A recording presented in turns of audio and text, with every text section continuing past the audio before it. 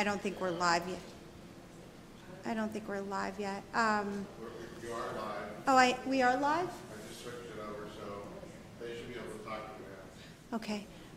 Troy, sorry, before we begin the meeting, I'm just looking for the Zoom link that you have, that I provided you for this meeting.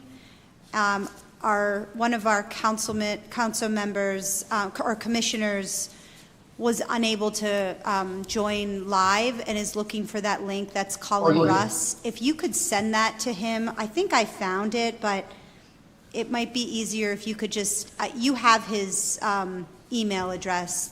That's Colin Russ. That would be great. Yep, I can do that right now, Jackie. Okay, thank you. Oh, and I think I found it as well. So I'll send it too. Can you tell Colin it's on its way, Jason? I don't have Colin's cell phone number. Yep. Thank you, Troy. Yep, I'm sending it right now, Jackie.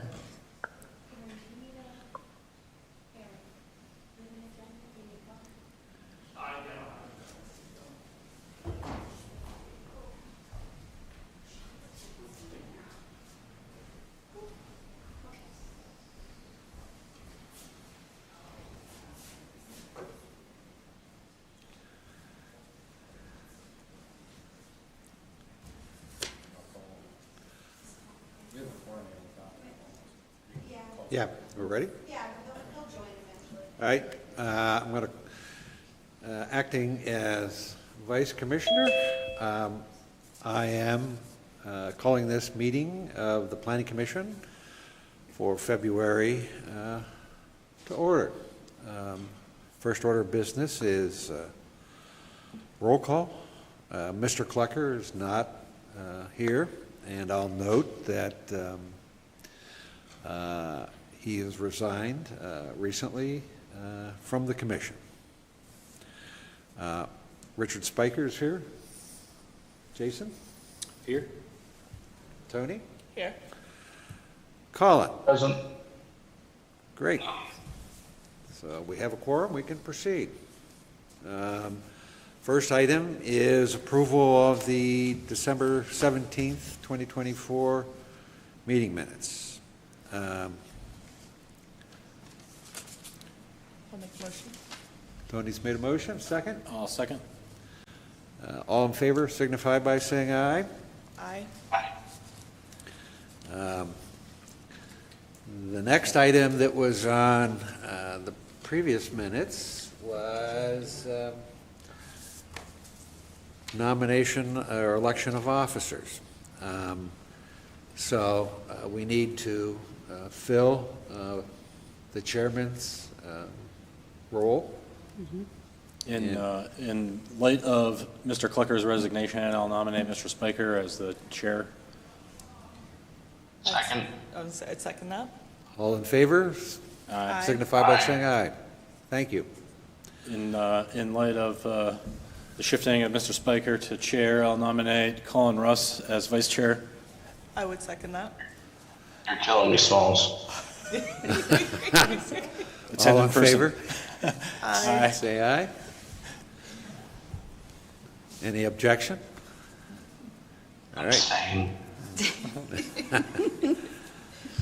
Yeah, that's All right, the reason to show congratulations. up for meetings. Thank you. I would ask our secretary to send a note to Mr. Klecker, thanking him for his many years of service and leading the commission. All right. Next item on the this agenda is public comments and correspondence. Do you have any correspondence? No, there is no correspondence. Any public comments? I hear none. We'll move on. Thank you. Old business. We're talking about the Planning Commission's 2025 goals and priorities. Do you have anything? All I'd like to state is that we had our special meeting before this, our regular meeting, where we met with the consultants to go through our character area analysis. And I plan to follow up with the team at Michael Baker to talk through some of the goals and objectives that they have. I know that they have a list, I'm sure, formulated from all of the plans that they vetted, and I would like to then bring that to the Planning Commission. So as we work through this project, the hope was that the Planning Commission would be able to prioritize their goals and their goals for 2025. So at this point, though, we are working on this character area analysis and hoping to inform our next steps. Okay. Jason, do you have any other thoughts at this point? As far as the goals go, I think we're on the right track. Can't hear you. I think we're on the right track now with the, looking at tweaking our zoning, making things more flexible in the future, so Okay. it should be an exciting year. Colin? I agree. I think it was a great conversation beforehand. So thank you to the Michael Baker team. There's definitely a lot of opportunities here, so this is a great focus for us for 2025. Okay. Tony, anything Agreed. else? Nope. Agreed, okay. Bylaws. Sure. So just to note, our agenda is slightly changed because our bylaws informed us, our current bylaws informed us that the order in which our agenda should be is actually the way that you see it here on this agenda for today. Cooper and I have worked through the revised bylaws that you've had. We started with a template that we received actually from Denny Pucco, who is going to be training or providing some training to the Planning Commission here shortly. So this was something that we used a template that he provided us that he suggests to many municipalities when they're redoing their bylaws. And then we added in some language that we still need to revise in Article 2, which is the enabling, Cooper, what is it?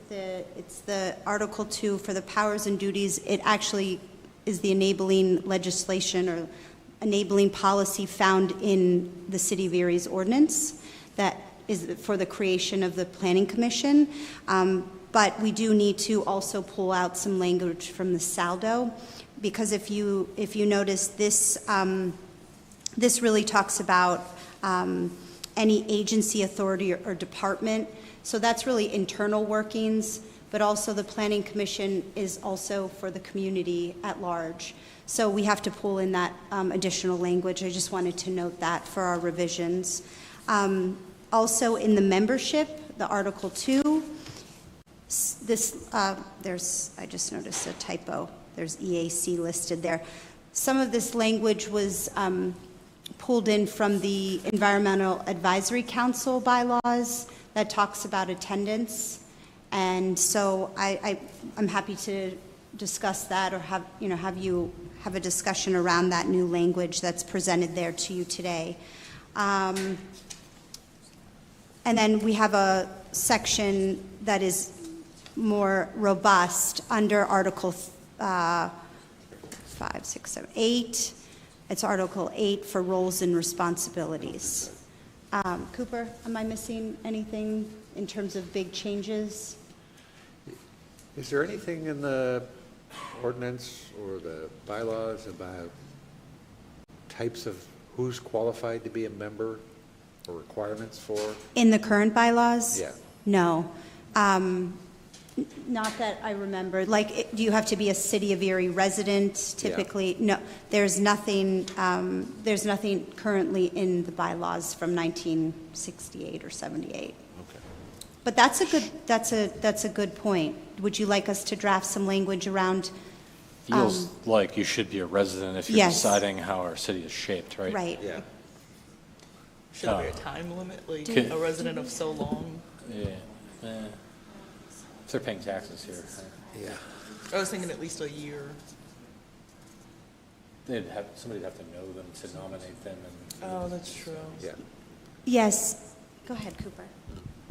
Oh, some of the examples we saw were a lot more strict about like one member has to be an architect, one member has to be this and that, which we didn't include in this. We could. But the example Denny Pucco sent didn't have any of that. Feels like it's someday you might run out of us, but while you have two of us and there's 2 or 3 others in town.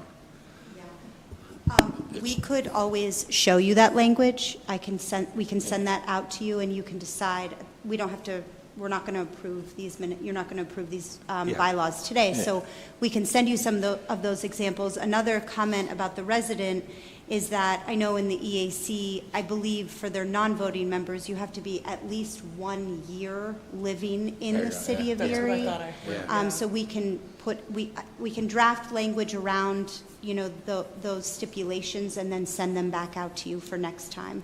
Okay, that would be I think appreciated. I think we would hope aspirationally that the mayor and city council would always want a licensed architect on the planning commission if they're available. Okay, you're promoting yourself, Jason. I know. Well, All right, so, if you you're, lost both of us, you'd want to replace with one. are you in favor of having the resident be at least 1 year a resident of the Yes, city of yeah. Erie? Okay. I think so. That's, Did you have any comments around anything else under membership? Oh, go ahead, Tony. Well, I don't know if it's membership, and I thought I saw it, maybe I didn't. Was there term limits, like how long you could be on it? And I thought I Yes. saw it, now I can't find it. Yes, it's under Section 1, under Article 3, Section 1, it says that it's a 4-year term. but So- how many terms? Oh, Yeah, that's what I'm seeing Yeah. the 4-year term, but it's not saying Sorry. how Yeah. long you can keep being on it. That's right. that was not specified, but we, Okay. yeah. It would cross over your term, even if you had more than 3 terms, at some point you're crossing over a new mayor that. Right. Right. There's new governments that have to reappoint you, so. That's how I saw it That's too. what- We can take a look also to see some examples around that language and just throw it out there. If that's something that, if you want to put like a 2-time term limit on, we can have a discussion around that. I don't know if you remember if you found examples with anything with that. No. If you got willing volunteers, I wouldn't kick them out, I though. was gonna say, I don't like the idea of term limits, I just was curious, like, we're good. What about, Well, there are benefits to that if you Yeah. potentially have someone who Yeah. might not be participating as much. well, that's what the attendance would kick them Well, out. I was gonna say, I Yeah. did see that wording, yes, yep. What about connectivity to the other committees and commissions? Like Rich is on the BPRC, my seat on the Historic Review HRC. Commission, should that be In terms of not as a conflict of interest, but, or are you stating that, that the commissioners should have a connection or have a, Well, each one of those committees or commissions has language that says they're drawing from us, but do we have any language in here that says we're giving to them? to them? No, we don't have, we can add. I don't know that it's critical, it Yeah. just feels like it should be reciprocal. But your tie to the HRC is it tied through the Planning Commission? No, not necessarily. It's just that you're an ex. Those are the things we probably want to have clarified, is Right. what the kind of lines of sight are between the planning commission and the different bodies. Right. So, Why do I not have to report back to the planning commission what I learned at HR? I mean, you could do that too, but well, There you, shouldn't- under your current bylaws, you do have the ability to have, like, subcommittees.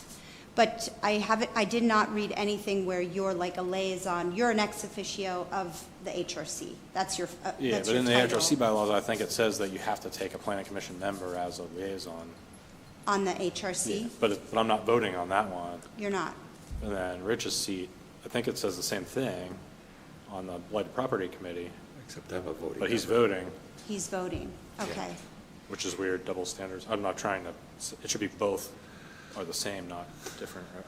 I don't- think I don't that care might either be way. more of a question that we should, I know that we have a solicitor in our audience, but I think I'd like to ask the solicitor that question, if there's, one, a conflict of interest, and two, if you're going to be a voting member, and, well, there's, yeah, that should probably be in the bylaws to some degree.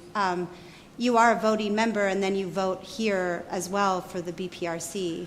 Yes. So, I wasn't trying to unseat him on his BPRC. No. I was just trying to say there's a double standard with it. but too. I think in the bylaws, do you know for the bylaws for the BPRC, are there, So it's outlined in the urban redevelopment law, which allows for a municipality to enact a blighted property review committee, that a planning commission member have a voting role Okay. on the BPRC. okay, So when the city enacted the ordinance to create the BPRC, essentially they adopted the urban redevelopment law, which outlines the voting members of the BPRC. and I don't think that it's necessary to outline that in your bylaws. I don't think that we have to state that because it's the planning commission bylaws, but there may be some language we could provide if you are going to be a member of another committee, XYZ, something of that nature. But if you don't provide that seat voting, there's no motivation to just go be an observer. And I don't have any reporting role back to this committee by our bylaws. So like, why should I go other than to be a happy citizen that can Well, smile? and anything that the HRC is voting on has to come in front of the planning commission anyways. Correct. So, So yeah. I have to hear it twice You will. with no influence. Well, you're taking the voting on vote the, to approve On it the for. back end, yeah. You are taking a vote to approve it to council. Ultimately, here, Yes, here. Yeah. Right. I'm just saying the plan, whoever it is, whether it's me currently, but whoever it is in the future, that's that liaison. And that You is should in the change bylaws of the, okay, I understand. Okay. But it doesn't necessarily have to be in the planning commission bylaws. No, it Okay. should be in theirs probably, but. Well, we're going to be redoing the HRC bylaws, so we can take a look at that and see if they're, Should be written out or written in as a voting voting member. that rotates amongst us, right? Okay. I can look into that. That's HRC, though. Yeah. So, okay, okay. Just to go back to the bylaws for membership, anything else under membership that you wanted to discuss? Because that was a lot inputted there. Yeah, when you're looking at term limits, or, it would be nice to know what other authorities or commissions in the city do. Do they have anything? I do think some of them do have term limits, Yeah. so we can Yeah. get that to you, yes. Yeah, I just. as a What's point the of- precedent, right, Yeah, okay, yeah, what's that's the fine. precedent?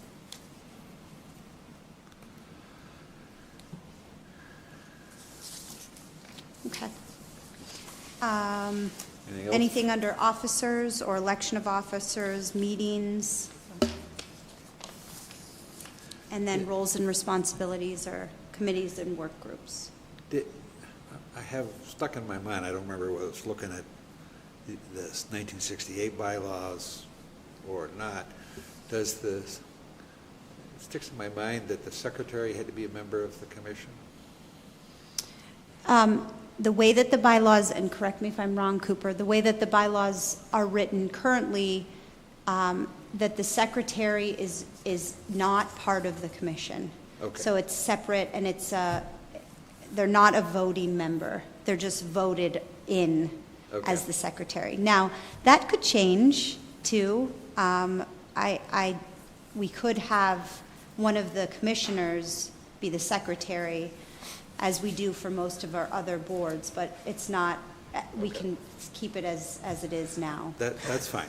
Yeah. I just, there was something rattling around in the back of my head. That's all. Yes, is that what you remember, Cooper? Yeah, I think so.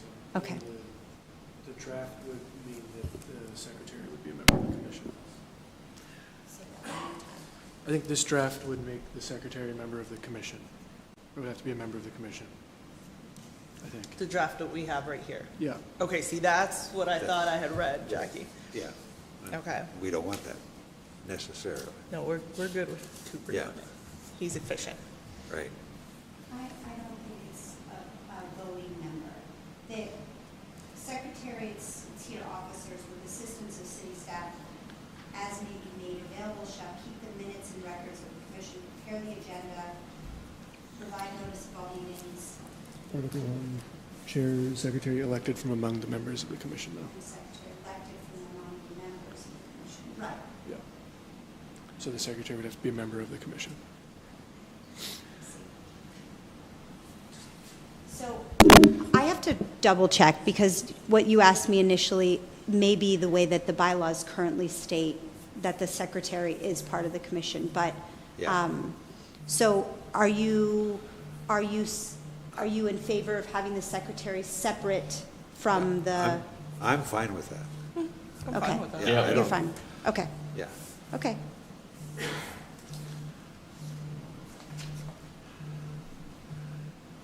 Any other comments or questions before, We move on? yep, Nope. okay. Next item, new business. Anything under subdivision and land development? Nothing? None. Okay. Rezoning? There's None. None? Okay.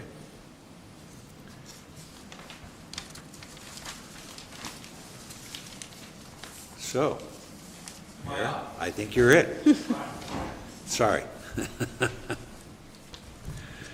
All right, good afternoon. Aaron Seppert, Executive Director of the Redevelopment Authority, here today acting as Secretary of the Blighted Property Review Committee to present 5 properties to the Planning Commission. 1012 West 19th Street, 1014 West 19th Street, 2656 Cochran Street, 933 East 5th Street, and 1123 East 11th Street. All 5 of these properties were declared blighted by the BPRC. The sheets contained within your packet outline the issues associated with the property, the dates in which they were declared blighted by the BPRC, and kind of some brief overview of the property, where it is, how it stands. And at the bottom of it is a recommended reuse or action against the property, which is defined in what is supposed to be presented to you for your action today. So the Blighted Property Review Committee, pursuant to the statute, requesting the City of Erie Planning Commission designate such properties blighted as they may be certified to the Redevelopment Authority as such for action. So, Can I have a motion? Make a motion. Second? A second. All in Aye. favor? All in favor, signify by saying aye. Aye. Aye. awesome. Thank you. Appreciate it. Thank you.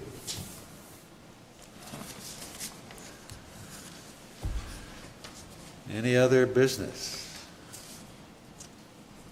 Yes. Our last item for new business is that we have a presentation from Troy Truax, is that how you say Yes. your last name? From Michael Baker International, is one of our team members on the character area analysis. He's going to be providing the commission with a presentation on creating an effective hybrid zoning code.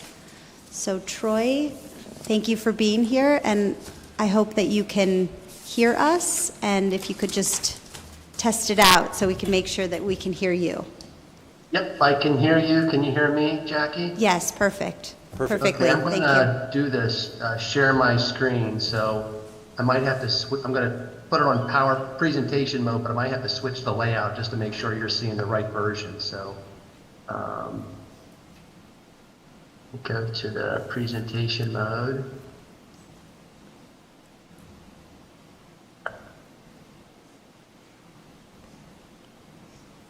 Can you see the correct version on the screen, Jackie? Yes, we can see, it's not in presentation mode, but we can see your, there we There go. we go. Yep, that's great. Okay, there we go. So it's always a difficult one. I got a couple screens going on. So Good afternoon. Again, Troy Truax with Michael Baker International. First, I want to applaud your participation in being a member of the City Planning Commission. I also have served on my local municipal planning commission. This is my 25th year, so I greatly appreciate your deliberation on items and appreciate your time and efforts in doing that. So Jackie asked me today to present to you information regarding of how creating an effective hybrid zoning code and our perspectives and my experience here at Michael Baker. I believe the workshop session that my colleagues Seth and Samantha gave is a good foundation to this discussion, and we'll talk a little bit more about that. What I wanted to share today were my perspectives and insights of doing this work for the past, going on now 29 years as a certified planner throughout Pennsylvania and beyond. The use of conventional, what we call, or sometimes known in the industry as Euclidean zoning, conventional or traditional zoning, versus what is becoming more of an application for zoning and land use regulation of form-based zoning approach. And I wanted to give an overview of the differences between each and then share two case studies. One, South Middleton Town Center form-based zoning district and the City of Martinsburg hybrid zoning ordinance. And then I'll wrap up with any questions that you might have. So conventional or Euclidean zoning, the term Euclidean comes from the court case back in the 1920s where the City of Euclid and Amber Realty, a case was settled that allowed the City of Euclid to actually indeed use its police powers to use zoning to create various different zoning districts within its jurisdiction. So that's where the term Euclidean comes from. But conventional zoning or Euclidean zoning in its true form separates land uses into distinct zones or zoning districts with specific permitted uses contained therein. The image that you see on the screen is actually the legend from your current zoning map, incorporated, adopted, or enacted with your current zoning ordinance. And you can see it has a variety of residential, commercial, industrial, and then special area, your waterfront types of zoning districts. Conventional code like yours focuses on specific uses within those categories and typically assigns buildings and or spaces only one use. And really what it becomes in terms of the Euclidean approach, it really separates uses in their form and function, if you will. So we have, separate areas for residential zones, separate areas for commercial, light manufacturing, or other industrial types of uses, etc. With respect to conventional and form-based zoning, here's a side-by-side comparison. Again, conventional zoning focuses on the specific uses and their regulation. It often segregates uses into those distinct zoning districts. It's very proscriptive, states what you don't want typically, and it's usually unpredictable because you cannot react to any types of market forces or new ideas. You're often having to be reactive in terms of your land use regulation work. In contrast, the form-based approach, which is really a good foundation, was the character area analysis that we talked about with you at your workshop with Seth and Samantha, my colleagues here at Michael Baker. But a form-based approach looks at the urban design and human scale, meaning the form and function of uses and their context within the overall urban fabric or design of, in your case, the city of Erie. It definitely stresses the importance of mixed use versus the segregation of uses. It is prescriptive. It helps state and establish an expectation of what you as a community want. And it's also predictable so that developers or entities wanting to build in your city or redevelop in your city, they have an understanding and an expectation of what is expected of you based upon your community development goals established in your zoning. It's proactive, it's forward-looking, and it tries to be concise and also illustrative, so a lot of graphics and other supporting illustrations that help the administration and the interpretation of the ordinance. And the organization is very helpful from a visual perspective, readability, and also user perspective. Form-based code encourages, again, mixed uses, focus again on the form of buildings and the relationship to adjoining spaces and the streetscape. So it's very much takes a human scale approach and definitely tries to prescribe or calibrate what you want to see happen in the future versus what might be there today, but it really tries to be forward looking and saying, this is what we want our city to look like in the future. So it really tries to establish those types of uses, but also integrates flexibility into it as well, because it allows for that mix of uses and encourages a mix of uses versus a segregation of uses. As you can see, some illustrations actually here. These illustrations were from placemakers. Actually, a Michael Baker colleague of ours, Howard Blackson, who works with us now in our design hub group. These are his illustrations when he was at Placemakers. So very much we integrate this type of thinking into our land use regulation, our urban planning, master planning, etc. Form-based zoning is also based on what's called the rural to urban transect. Some of you may be familiar with this, but what the transect does is really this is the basis of your character area analysis. It establishes a kind of a way to look at the spectrum of various types of intensities, uses, densities, etc. across the city, in your case, the city landscape. So going from the left to the right goes from less intense, low density use all the way to higher intense, more dense uses, including special districts that in your case could be your waterfront as your special district. Another way to evaluate conventional and form-based zoning is that conventional zoning really establishes, as shown on the graphic, it establishes single-use perspectives, doesn't really include any design, but looks at the typical bulk and area regulations, floor area ratios, etc. for individual uses. Zoning could also include certain design guidelines that actually add more appurtenances or some type of urban design components to the conventional zoning, but the form-based code really, again, in that illustration shows that mixture of uses. It really tries to encourage, especially in urban settings, that mixed-use environment that's really what makes up the fabric of, in your case, the city of Erie. So even having residential neighborhoods in context with downtown or the downtown connection with the waterfront, etc. They're really that we want to encourage a mix of uses and think about that in the context when you're preparing your new zoning ordinance going forward as a next step. So when we think about those conventional and form-based, how this all typically comes together is that usually communities want to move to more of a form-based approach, but they're really not ready to go to full length of what's called a smart code. So what often happens, it's a hybrid of both conventional zoning and form-based zoning.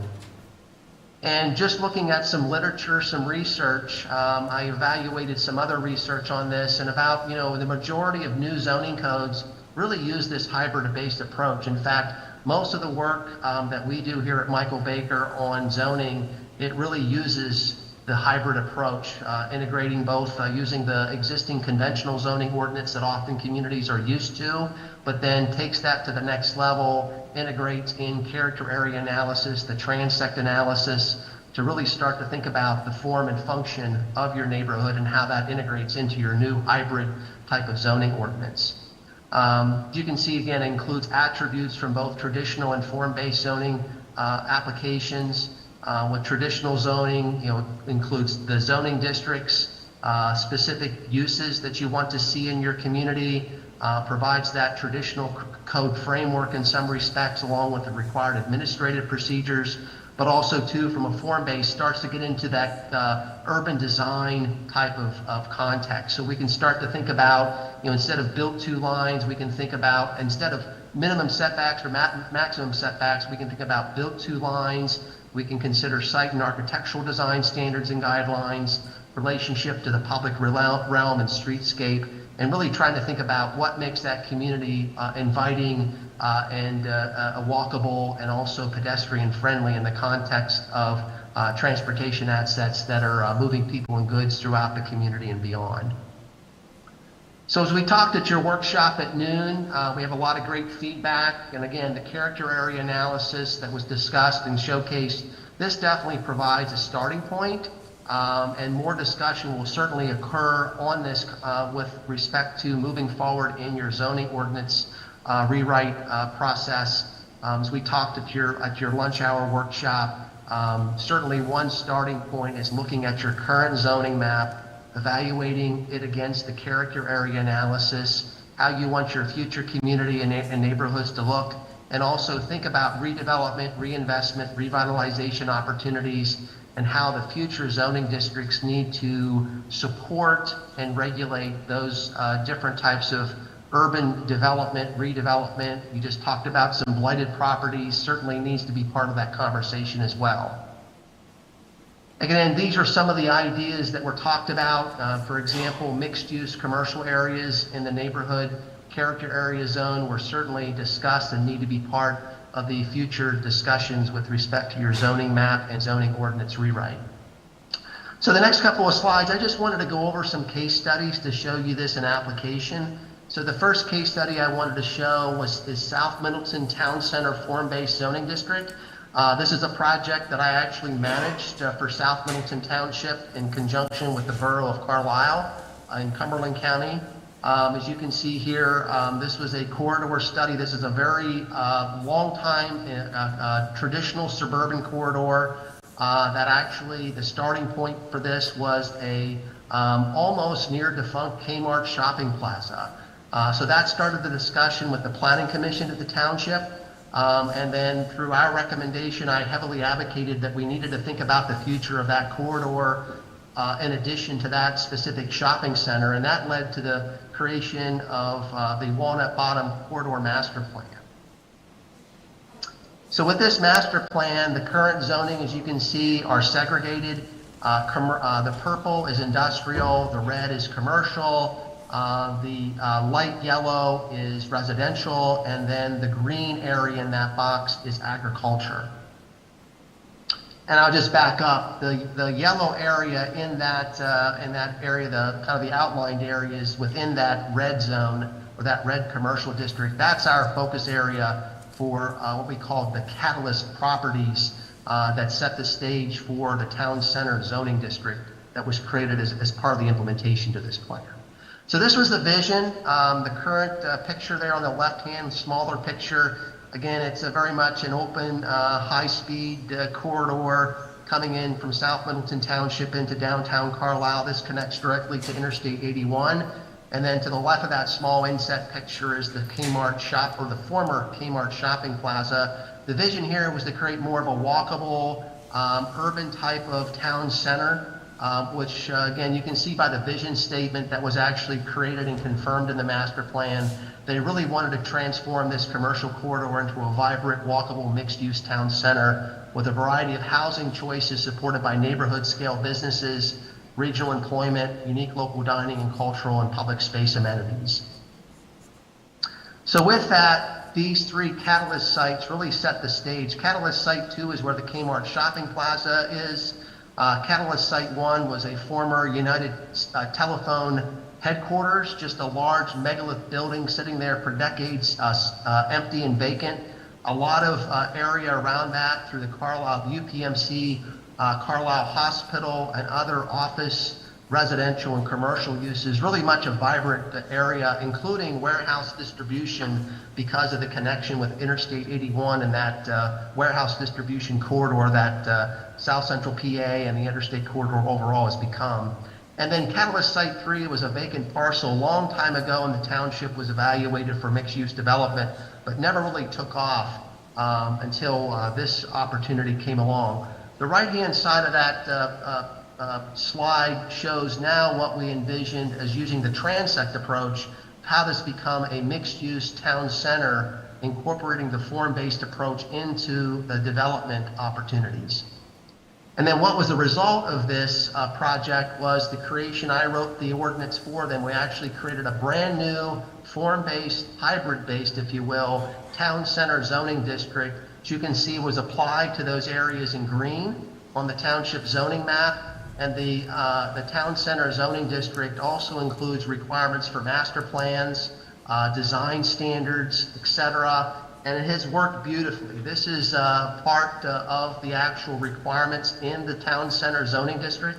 We've incorporated the transect We've incorporated what we call the form-based design sheets for each of those transects that were identified in the town center zone. And the real proof in the pudding is immediately as part of this process, we had developer interest. So right away, the north side of Walnut Bottom, that Catalyst Site 2, where the Sprint United Telephone building is, this was the master plan that was immediately submitted. And right away, the residential portion of this is already taken off in the last couple of years. And then the commercial portion of that is already under development. And then adjacent across the road, the developer that's responsible for this portion of the project readily embraced the town center zoning concept and the master plan, and they have also submitted this master plan to be a component of and really tied in with the adjacent developments for mixed use, including a variety of different types of housing types and uses throughout this new neighborhood, including a public park space that will be dedicated over to the township to increase its parks and recreation opportunities in this part of the municipality. So the next case study, city of Martinsburg, West Virginia. This too is along the Interstate 81 corridor, just south of Hagerstown, Maryland. I was brought in as part of my work with the city to rewrite both their zoning and subdivision ordinances, but I'll just talk about the zoning ordinance. Their ordinance was originally enacted back in 1970. Since that time, they've had numerous text and zoning map amendments that were never officially incorporated into the overall zoning ordinance document. They also had an update to their comprehensive plan in 2018. And then on top of that, their state code, akin to our municipality's planning code, was updated to require new requirements for zoning. So a lot of things came into play that really forced them to update and rewrite their zoning ordinance in this case. So with respect to Martinsburg, again, these were their zoning districts on the right-hand side. So they had a plethora of zoning districts. And what we were able to do is to think about those in the context of the form-based approach. And really we applied the neighborhood characterization or a transect to actually start to think about how we want to evaluate their future zoning. So again, this map, literally this was the map that was given to me on the start of this project. It was still marked draft. Again, they had never really officially enacted this. So it was really kind of a mess, to say the least. But it was a hodgepodge of zoning districts. And also, too, with respect to Interstate 81, they have 3 major interchanges skirting the city. They have recent commercial growth as an outgrowth to the city. And they also have an historic downtown that also need to be considered amongst all their additional development and outward growth from that core downtown area. So we use the transect approach, really use this as a basis to think about their neighborhood character areas, their character zones. We thought about this in terms of the form and function of each of these neighborhoods in the city. And that ultimately led us to actually devise this type of transect approach, and then started to think about with respect to those SR1, SR2, et cetera, including mixed uses, et cetera, that we started to identify, and this really became the basis for their new zoning map. And then those zoning district classifications that were identified then were applied back again, cross-referenced back to their transect approach. And then ultimately what provided is a starting point for this project where we had the proposed zoning districts were 10, as you can see in the middle, and that consolidated 21 of their former zoning districts. So it really simplified and incorporated mixed-use commercial, mixed-use residential. And like I had said in your workshop, this is one instance where a city really needed to, it really truly had a suburban type of development area in the city. So we actually had to preserve that, and we specifically needed to call out suburban residential in addition to urban residential in that case.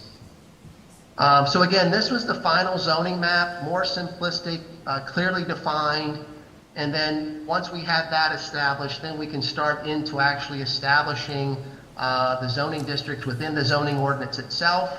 And then we can start to establish what we call the form-based approach application to think about the form and function of those different zoning districts and how urban design really starts to apply to the application and administration of the ordinance overall.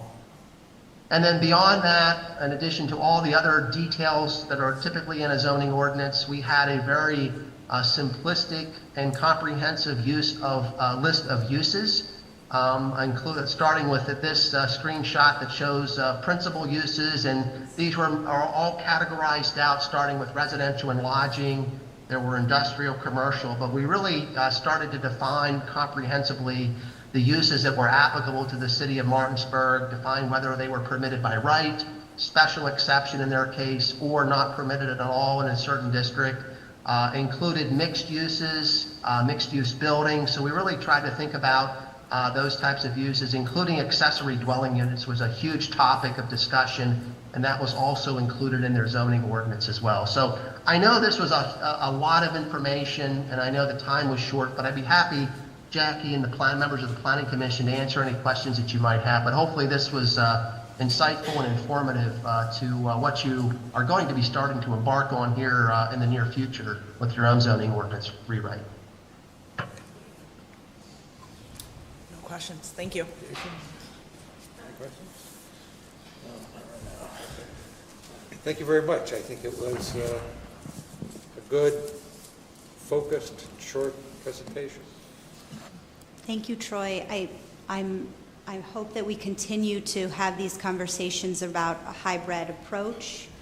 And also we can delve into some of those case examples, which one of those, was it the West Virginia, seemed to reflect Erie's transect well. So I'd like to look at that a little bit more. Or would you say Martinsburg is a better example to look at? Yeah, I know the city of Martinsburg, because also too it was codified. So I think Jackie, you've provided the link to the Planning Commission members at their leisure. They can go and look at the city, the way it was codified with the city. But we have, starting with Martinsburg back, I think that was 2017, if my memory serves me correctly. I was the manager and technical lead, and I totally sat down and rewrote kind of an outline or a format, basically the template that we continue to use today for all of our zoning ordinance work. And it's really gotten a lot of application. Both Seth and Samantha have used that extensively throughout Pennsylvania, including myself. And we used it beyond. I'm currently working down in Sykesville, Maryland on a unified development code. Samantha's helping me with that too. It includes that same type of approach, plus it also incorporates a lot of other regulatory requirements. Unfortunately, in PA, you can't do a unified development code for the municipality's planning code, but certainly with respect to zoning or subdivision and land development ordinance work, the zoning work, I think we've really got a good, and we've gotten a lot of great feedback from solicitors, from professionals in the industry, including attorneys that look at it. They really like the format, the ease of the document, the way it's put together. So not to elaborate, but Martinsburg, I think, is a really good example to start to evaluate for City of Erie's application. Even though it's a different state, it still overall is a basic good framework to get the idea. Also, I'm glad that we're having these discussions early on, because the character area analysis, which is form more than use, I think it's a natural progression to be able to, to have these conversations early on, to understand form-based code.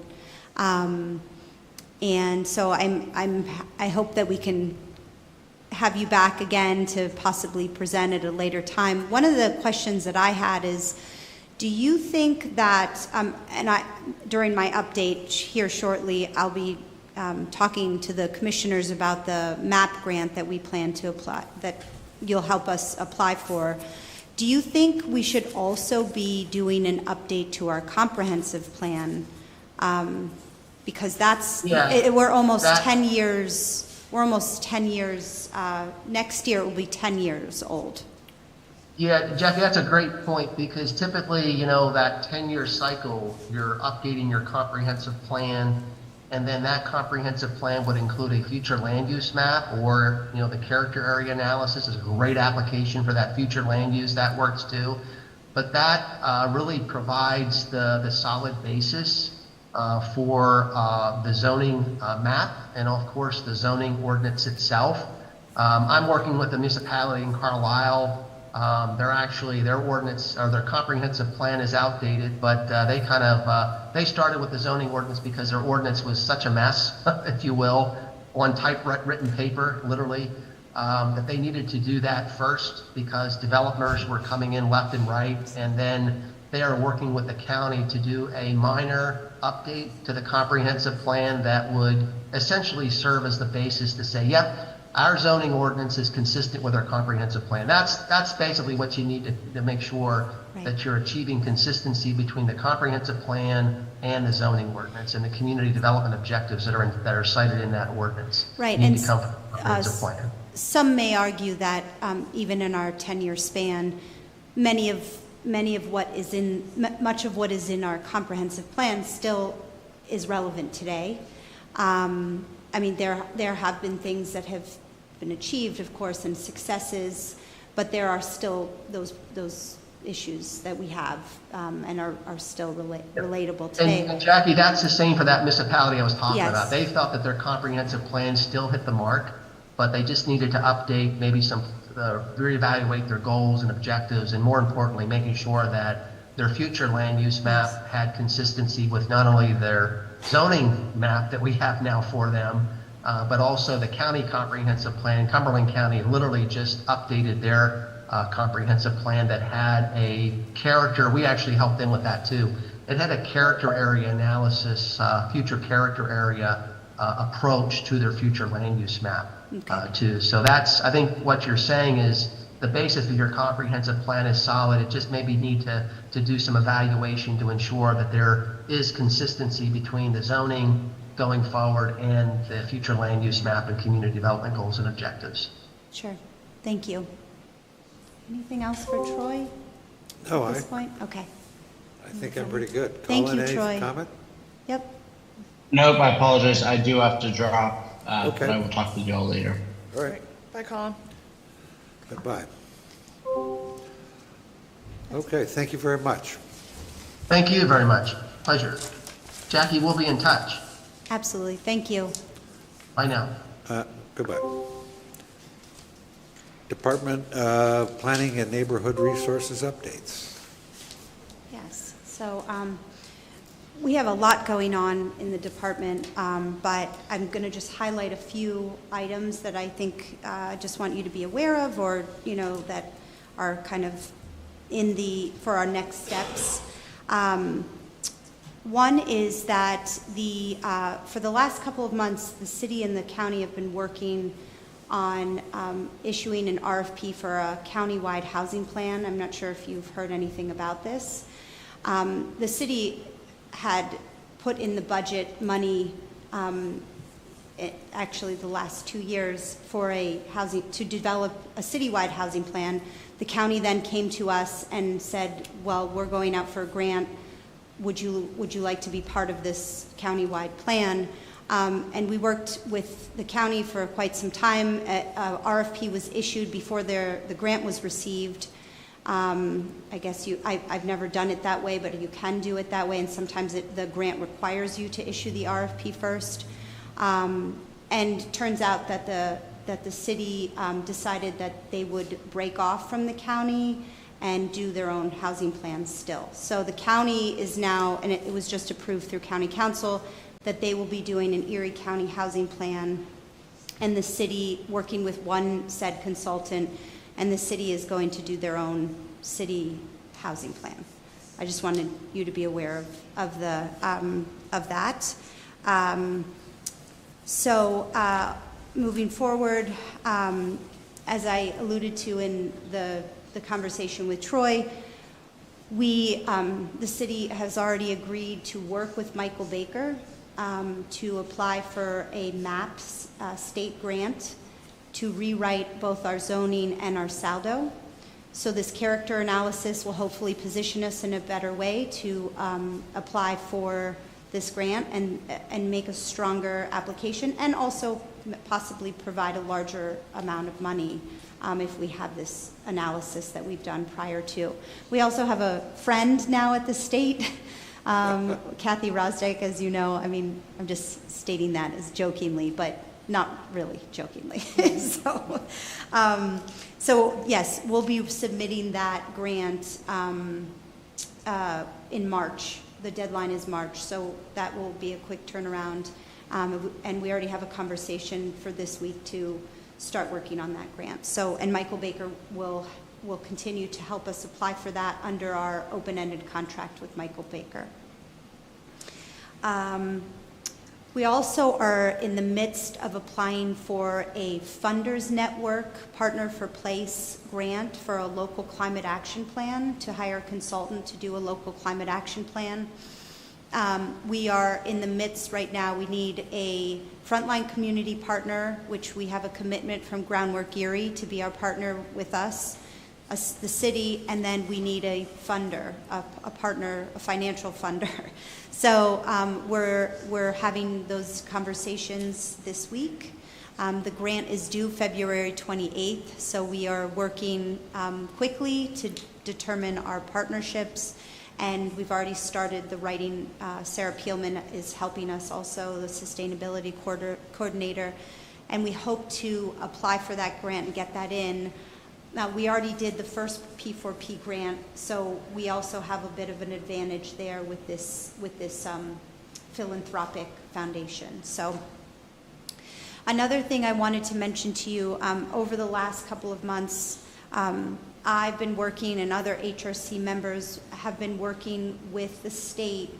Lower State Street from 3rd to 8th has already been determined as a eligible National Register Historic District.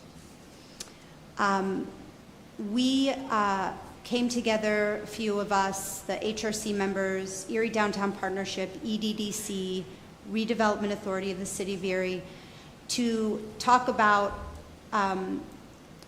designating more of the downtown as, and actually moving forward with this project and issuing an RFP. We did all of our due diligence. We got a commitment of $15,000 from Erie Downtown Partnership, and the Redevelopment Authority approved a matching $15,000 to issue a RFP to hire a consultant to designate, hopefully, apply for designation of. Right now, what we're looking at is 3rd all the way up to 12th Street, and that's on State Street and portions of Peach and French. We've heard that the consulting fees would be anywhere between $25,000, $30,000, maybe $30,000 to $40,000 to complete this application.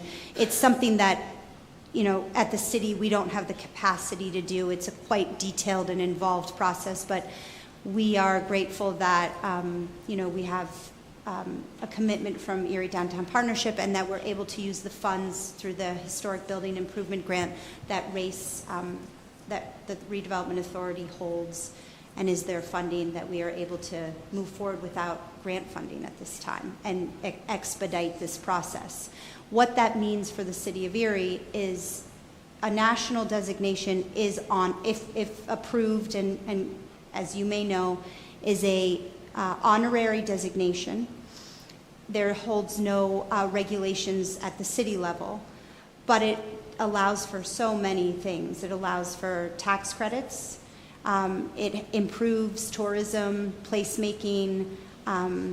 There's a whole set of benefits that come with this type. There's evidence that these districts really do well in terms of real estate development, economic development, and so it would be a great benefit to the city. Plus, we'd be preserving our greatest assets in the downtown. So I should say our greatest built environment assets.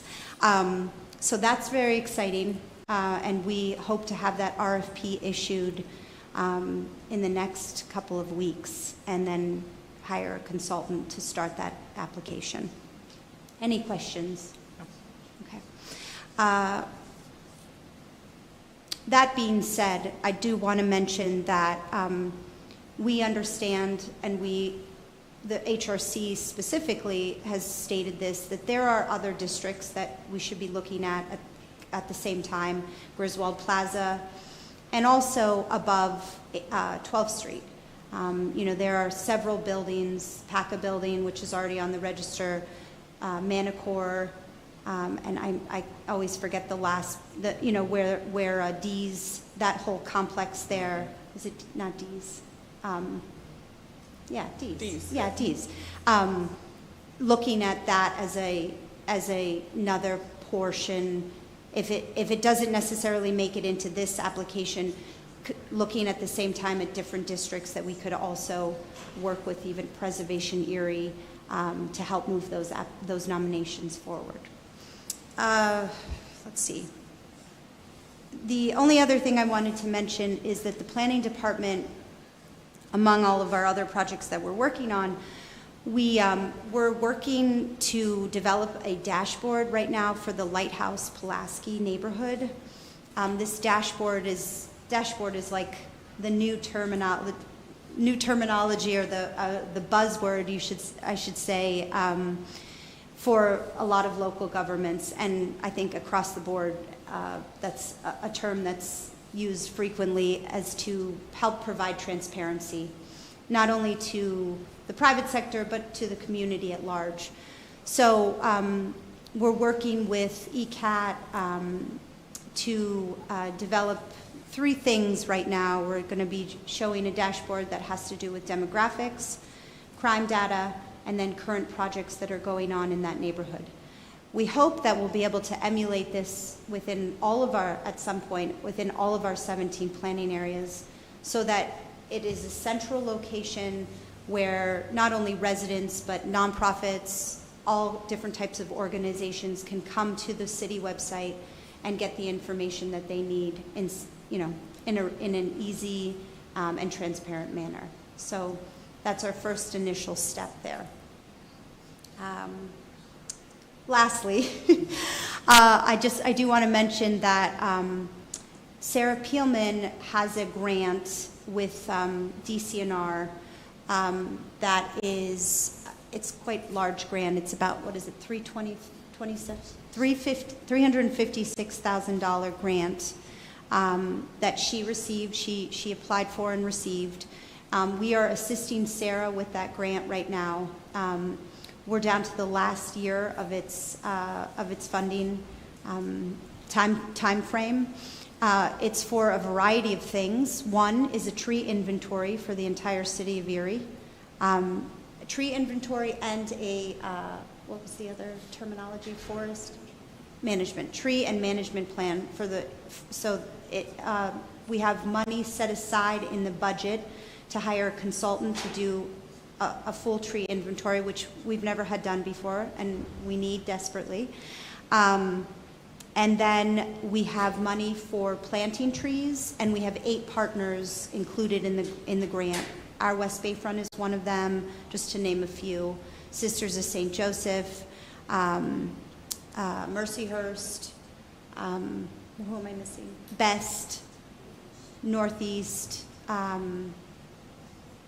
and some of it is lawn to tree conversion, some of it is riparian buffer zones, tree plantings, maintenance and awareness and education, and then I'm missing one specific thing that I wanted to mention to you, but it's quite an undertaking, and so we are working with Sarah to expend those funds and bring all of our partners together.